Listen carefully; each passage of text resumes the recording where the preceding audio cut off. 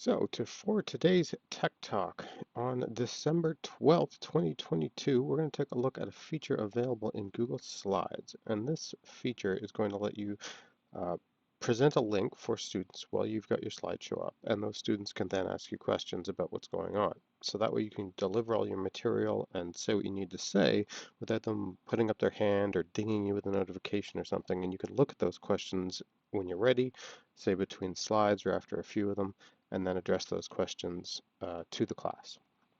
So let's take a look how this is going to function. If I jump out to slides here for a second, I've got a little slideshow set up, and I've copied just the steps that you're going to need right from a document that we already have available on our doc right to this slide here, so you can take a look at it. So let me just zoom in a little bit for you guys here. Very, very big. All right, so what are we going to be able to do? Accept audience questions. So it's letting me know that I can go up to the slideshow button up in the top corner here as we're about to do and hit that little arrow. And what you need to choose is this presenter view option. And that's going to give you the additional tool that you need here. I'm going to do that in just half a second for you guys. Then in that new window where we see some audience tools, I can start or stop these questions at any time. And then students can start asking questions. So when they ask a question, they get to type in whatever they want. Other students are going to see those questions and can vote them up or down. That's the voting piece over here. So that's going to let you know what questions people really want to hear answers to and what questions a lot of people are interested in. You can show those audience questions as well. So you can take, rather than just sort of reading it aloud or something, you can then present the actual question as it was written on screen so everybody can see it as you are addressing that question. And then, of course, you're able to go back later if you want to. You can see any of the questions that were asked during a previous presentation. So let's just jump into that. I'm going to go ahead and hit the arrow here, and I'll say presenter view. So what you're going to get here is this little floating window. I'm going to resize here so we can see other things going on. It shows me here a little sample of the slide that I'm actually on at the moment. And if I go here, I can actually choose the next slide right from this panel here. And in the background, you'll see what I'm presenting to the students right now changed. So I don't need to come to the slides. Like if I move this out of the way, here, I'll move this off to the side here for a second. When I'm on my actual slides, I don't need to come down here and tap the little arrow. I'm in the way, aren't I? Here, I'll move myself. Here, I don't need to come down to the bottom corner and use these little tools here to actually move from slide to slide. While I'm actually doing all of this, I'm going to be able to use these tools, and right from here, I'll be able to go to the next slide. And in the background, of course, you're seeing that happen again. So let me go back to slide 2 for a sec. Because what I've got the ability to do with this little guy is not only look at my speaker notes, these were the notes that are created and they're on the bottom of the slideshow here. So what I mean by that is if I escape out of here for a second,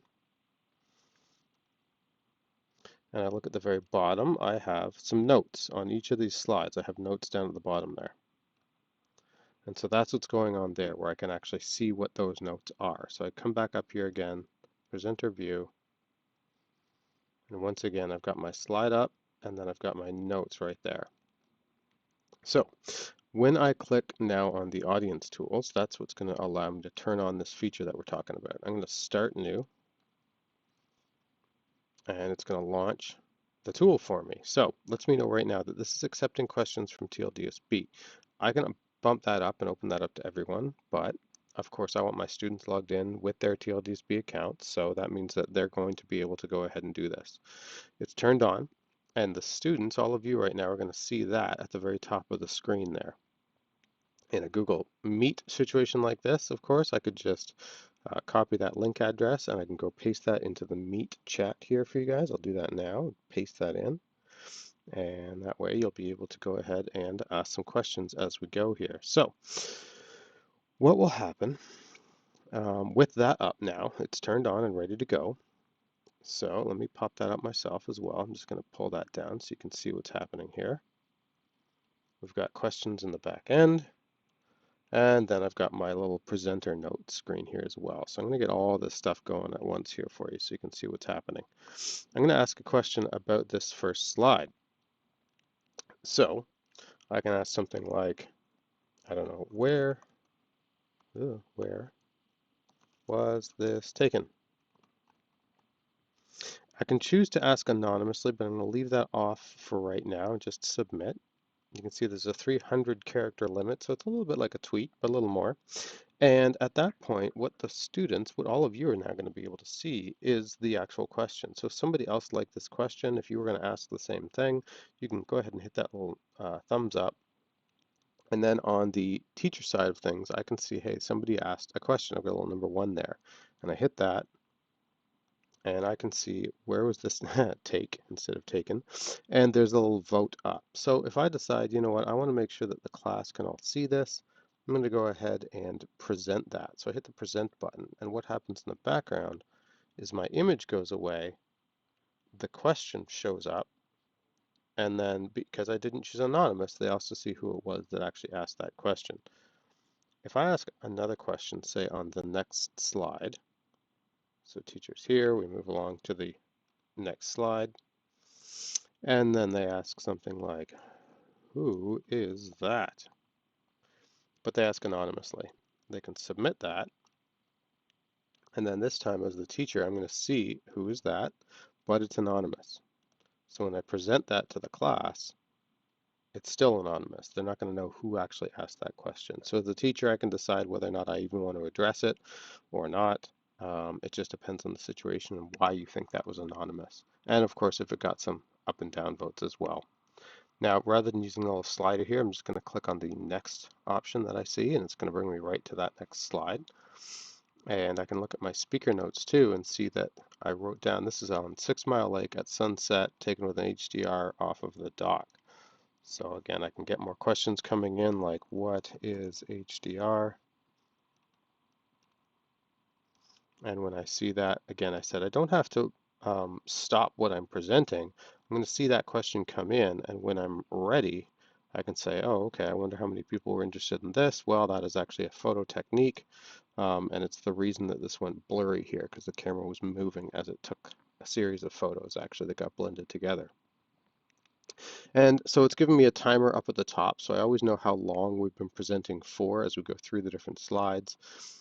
And that way I'm going to know exactly how long this presentation is. And at any time I can hit this on and off option, and it's going to get rid of that option for students to actually see that address for the asking questions. And if I come back over here, I can say, sorry, this Q&A session is closed. So you could present a bunch of material and then open it up for a little while and then turn it off again if you didn't want to have to monitor questions sort of throughout the duration of your presentation.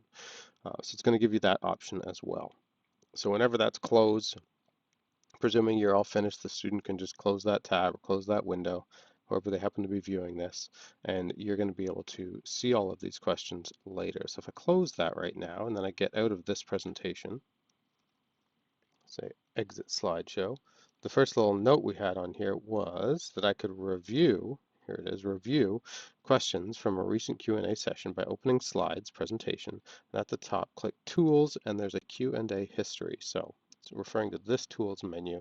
I can come to the Q&A history, and over here I'm actually going to see these different meetings or presentations. So that was the one at 4:09 today that I did, and I can see the different questions that were asked, and presuming it wasn't anonymous, I can see who asked them as well.